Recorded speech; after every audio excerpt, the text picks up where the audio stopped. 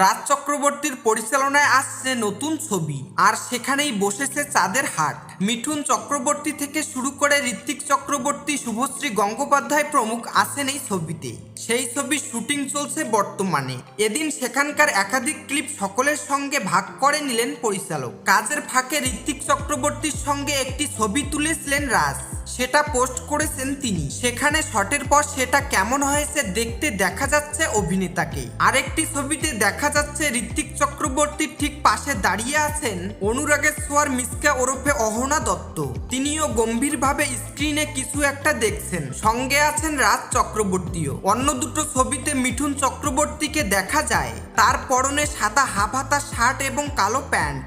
মাছের বাজারেও দেখা যায় এই বর্ষিয়ান অভিনেতাকে। এই ছবিগুলো পোস্ট করে রাজ চক্রবর্তী এদিন লেখেন, শুটিং টাইম। বর্তমানে এই ছবির শুটিংয়ে এখন তিনি ব্যস্ত। এর আগে তিনি বাবলি ছবিটির শুটিং শেষ করেছেন। সেখানে আছেন শুভশ্রী গঙ্গোপাধ্যায়, আবির চট্টোপাধ্যায় প্রমুখ।